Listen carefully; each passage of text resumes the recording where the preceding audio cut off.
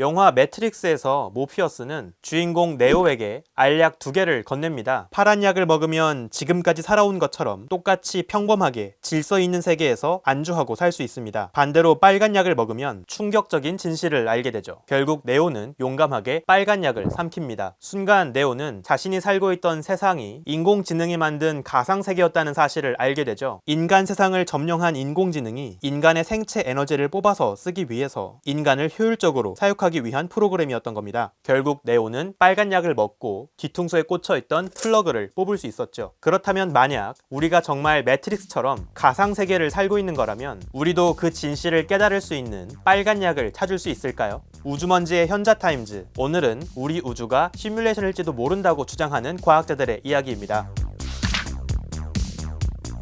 2003년 스웨덴의 철학자 닉 보스트롬은 아주 흥미로운 주장을 제기합니다. 그는 어떤 지적 문명이 가상세계를 시뮬레이션할 수 있는 기술을 얻게 된다면 그런 가상세계를 구현하지 않을 이유가 없다고 생각했죠. 그리고 그런 시뮬레이션을 돌리고 있는 우주 문명이 아주 많다면 우주에는 실제 세계보다 훨씬 더 많은 수의 가상 프로그램들이 돌아가고 있을 것이라 추정했죠. 아주 허술한 추정이지만 심시티 게임이 100만 개 넘게 팔렸다고 하니까 플레이어들이 게임을 한 판씩만 했다고 하더라도 이 지구 한 곳에서만 만들어진 가상세계는 100만 개가 넘는다고 볼 수 있겠죠. 따라서 단순히 산술적으로만 봤을 때 우리는 실제 세계에 살고 있을 확률보다 이런 가상세계에 살 확률이 더 높다는 거죠. 어쩌면 이미 우리는 이 우주가 시뮬레이션이라는 증거를 많이 발견해 놓았는지도 모릅니다. 일부 천문학자들은 우리 우주가 하나의 일관된 물리 법칙에 따라 돌아가고 있다는 사실 자체가 하나의 법칙으로 잘 구현된 프로그램 속을 살고 있기 때문이라고 이야기합니다. 특히 우리 우주를 돌아가게 해주는 특별한 물리적 상수들이 있는데요. 중력 상수, 양성자와 전자의 질량 비율, 빛의 속도, 이런 다양한 물리적 상수들이 오늘날의 우주를 이처럼 아름답게 만들어주고 있죠. 이 값이 조금씩만 달랐다면 우리 우주는 지금과는 전혀 다른 세상이 되었을 겁니다. 이 외에도 원주율 파이라던가 자연상수 E라던가 다양한 수학적 상수들도 많은 과학 법칙, 자연현상에서도 발견할 수 있는데요. 일부 천문학자들은 우주 전역에 녹아있는 이 자연상수들이 우리 우주를 만든 프로그래머의 이스터 에그라고 주장하기도 합니다. 우주 곳곳에 자신의 낙인을 찍듯이 이런 동일한 값의 상수들을 우주 곳곳에 숨겨놓았기 때문에 우리가 다양한 자연현상에서 계속 동일한 값의 상수를 발견할 수 있다는 재미있는 주장이죠. 컴퓨터 프로그래머이자 게임 개발자인 MIT의 리즈완 버크는 컴퓨터 게임들의 사례를 통해서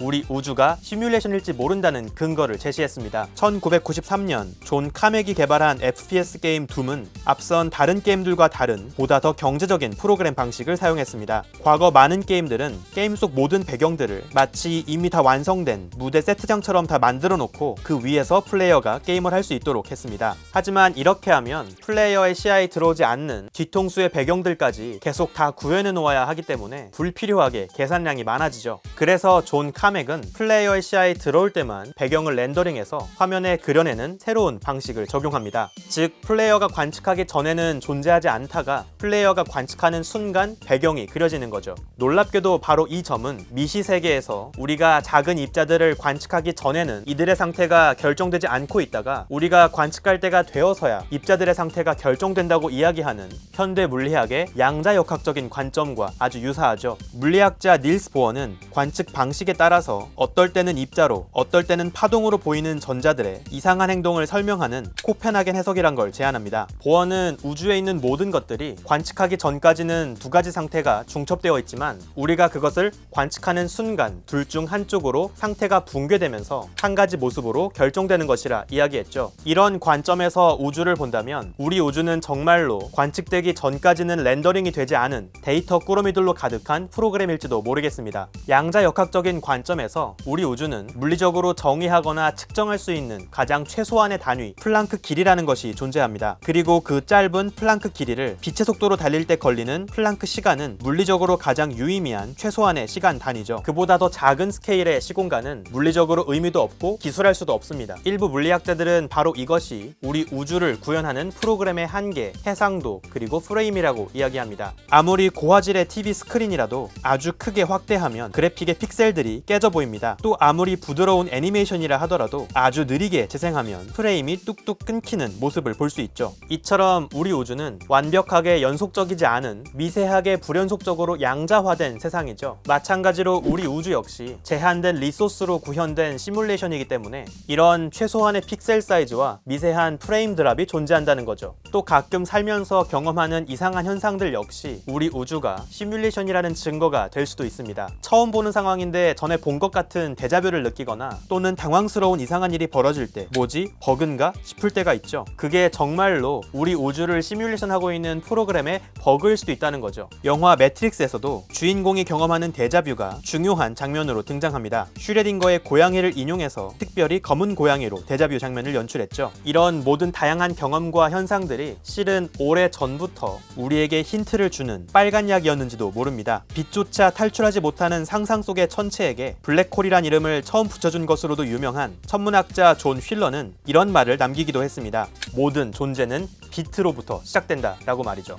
휠러는 우리 우주가 사실 실제로 존재하는 물리적 실체가 아니라 모두 정보 기반의 데이터 덩어리들로 이루어진 세상이라고 생각했습니다. 우리가 살아가는 이 우주 속에 모든 별과 모든 원자들, 그리고 이 구성 요소들을 돌아가게 하는 우주의 물리 법칙들, 이 모든 게 다 실제로 존재하는 게 아니라 데이터 조각들이라는 거죠. 그리스의 철학자 플라톤은 우리 모두가 모닥불을 등지고 앉아있는 동굴 속 죄수들의 신세와 같다고 이야기했죠. 우리가 보고 있는 건 실제가 아니라 벽에 비친 그림자에 불과하다고 말입니다. 그로부터 25세기가 지난 지금 양자 컴퓨팅의 대가 안톤 차일링거는 이렇게 이야기합니다. 우리의 지식, 정보 그 자체가 물리적인 실제보다 더 우주의 근본일지 모른다. 어쩌면 플라톤이 찾고자 했던 우주의 진정한 이데아는 우리 우주를 시뮬레이션하고 있는 거대한 슈퍼컴퓨터의 데이터들이었던 건 아닐까요? 만약 여러분에게 빨간 약과 파란 약 둘 중에 하나를 골라서 먹을 수 있는 기회가 주어진다면 여러분은 어떤 약을 드시겠습니까?